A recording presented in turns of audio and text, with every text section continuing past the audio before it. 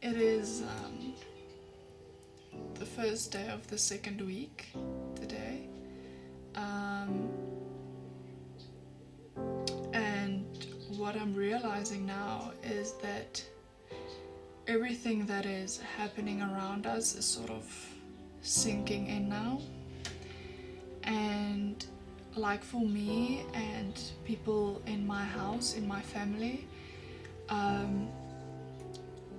we are realizing now how serious it is, and that it isn't just a fun vacation. The first week is done of 3, so I'm supposed to be very excited and happy because the first week is done, week 1 of 3. We're almost halfway done. In a few days we're halfway. But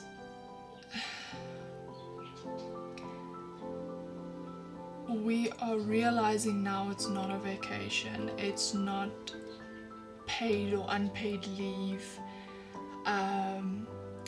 It's not a fun break we get in the middle of the year where we don't have to go to school and we don't have to go to work and we don't have to go anywhere because we can't. We are forced to just sit at home and do nothing. All of us has at some point in our lives said, oh, I wish that I can just take a month and do nothing and just stay at home and do all the things in the house that I've always wanted to do but never have time for. And I wish that I could just, that someone could just tell me you don't have to come to work or to school for a month. And when it realized, we're like, yay, okay, well, things are going down, but at least we get a whole month, 3 weeks of not doing anything. We are forced to not do anything. But I'm realizing now that it's getting tough, it's getting hard.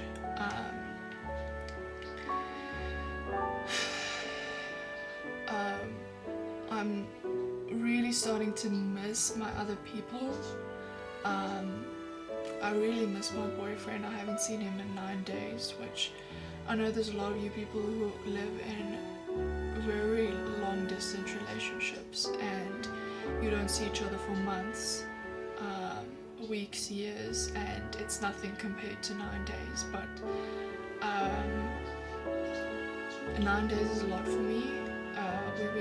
We were very blessed to be in a relationship where before I went to college, we would see each other. I think it was about 2 or 3 months that we would be able to see each other at least 5 days out of the week.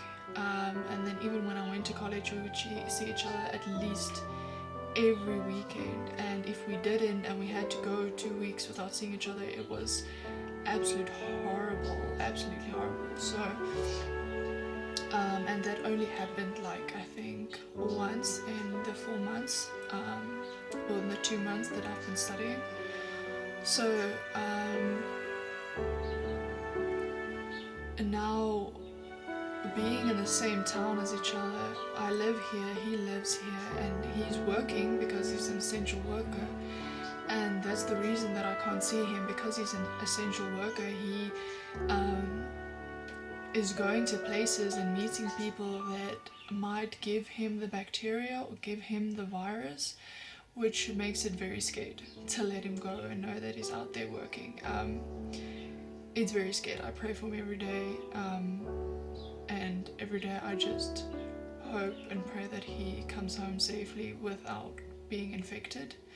But then on top of that, if I see him, it means I'm out of quarantine, and if I'm out of quarantine, it means I can't see my little brother, who we are trying to keep in quarantine. So if I'm being put into danger by my boyfriend who might give me the virus, I can't do that to my little brother or to my parents. And so I'm really missing him. It's starting to really sink in, because it's like it's a force. It's not like he is in Cape Town and I can literally not see him for 2 weeks. It is, he's driving by my house a few times a day. and I can't go to him. And I told him, I don't want to see you just by just through a window or standing 6 feet apart. I don't want to see him like that. I want to be able to hug him and embrace him and love him, and it's going to be just so much harder to see him but know that I can't go to him. So I would rather just not see him at all, but that means that we're going to go 3 weeks without seeing each other at all. And then my best friend, my very best friend, I've only got 2 best friends in this world. The one is in Pretoria and the other one is actually here in town, and I can't see her. She's literally living a few streets up from me, and we never see each other because she's living with her fiance. She's got her own life, I've got my own life. We never see each other anymore, but we've been best friends since high school. We are like those sisters that, you know, best friends from high school becoming family. And she's here, I can actually see her. We've got 3 weeks of doing nothing that we can literally spend so much time together, but we can't because we can't see each other. So I'm really missing my people. And the thing is, my little brother is at my dad's house because he was there when the lockdown started, and then they announced that kids from divorced homes aren't allowed to move during the lockdown, so they would have to stay where they were when the lockdown started. So he is away from my mom for 3 weeks, and it's very hard to cope with this and handle it and see it happen, because I know that my mom is missing him so much. I mean, it's her little baby boy who's already 12, but it's her baby and she can't see him, and he is missing my mom's house and his toys, and he's missing my mom so much. And he's enjoying his time at my father's house because he has, you know, he's got everything here that he's got at my mom, and he watches movies with my dad and plays chess with him, and they talk a lot, you know, so he's enjoying his time. But at the same time, he knows that he's missing home, his other home, because both homes is like home to him, and half of his home he can't be at. So it's very hard to see how everyone is upset and missing and everything. My little brother was fine, like he was like enjoying it, and it's fun and it's a long vacation and he can literally sit around and do nothing and play games all day, and now he's realizing I have to play games all day. You know, it's sort of sinking into him that I can't do anything else. I can't go to my mom, I can't go with my dad to the groceries, I can't go with my dad to visit my grandparents, I can't go visit our dog who's staying with our grandparents at this stage. I can't go for a walk with my dad. I have to sit and watch a screen the whole day, and he gets bored very quickly. And so he's struggling to sort of understand it, and it's sort of sinking in now. So it's getting complicated now, it's getting very difficult, and the fact that we can't go for a walk or anything outside of your own premises is very challenging, because I love to go for walks, and because my dad also stays in an estate, there's this amazing like little pathways and roads that you can go and walk or ride your bike, and we literally live on the street, and you see the street but you can't be in the street, and you just a few houses down we used to walk to the little river, the little dam there, and now we can't.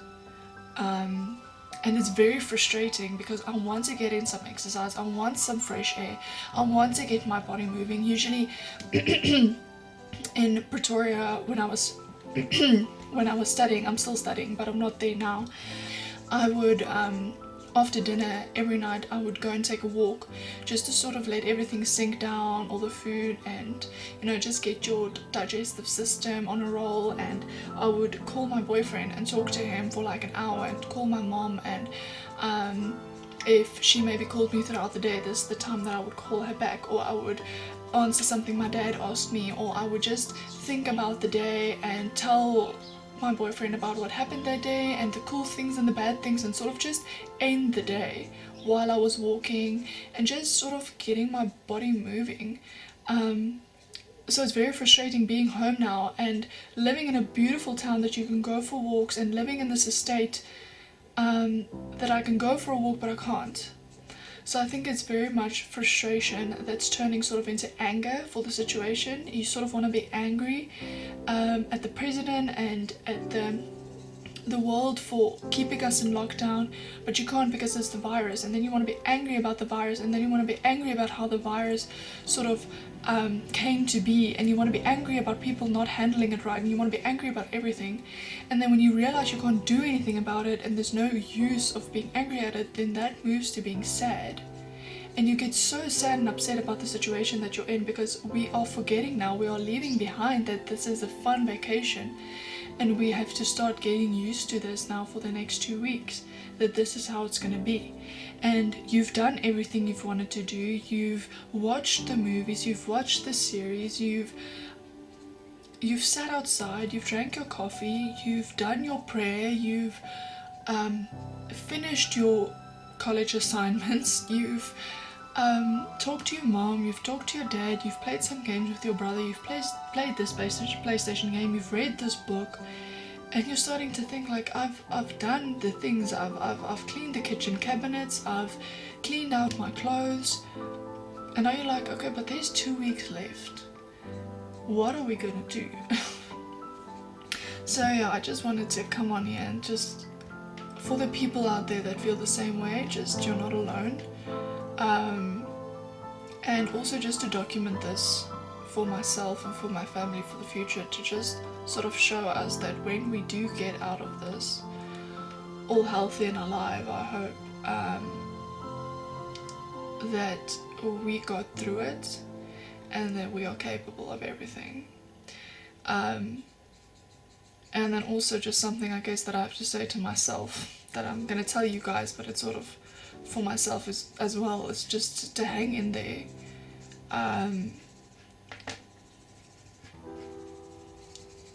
It's getting hard now. And we are struggling, but we will get through it. I know that. And I've been really struggling to understand whether this is from God or from the devil, and in whose hands this situation is. And you know what, going back and forth, I just know that at the end of the day, God is the only one that can save us. Whether he put it here or whether he is helping us fight it, God is the only one that can save us. So all we can do is keep busy, keep away from the fridge, do all the things you've always wanted to do that you can inside your home, make lists, check off those lists, feel accomplished, make sure you understand that you are not unworthy of anything, that you are not a slouch, that you are just doing the best that you can, and that is enough now. Stay active, try and stretch, try and get some exercise, however you feel like you can cope with. Stay connected to your people as much as you can. Even if you feel like you are irritating someone, I promise you, you probably aren't, because they are feeling exactly the way you are. And then just breathe and keep your hopes up. Never lose hope, never lose faith. And just keep praying, and I promise you guys that we are going to get through this and survive this strong and healthy, and we are going to come out as warriors at the end of this. So that's all I've got for you. I love you. Bye.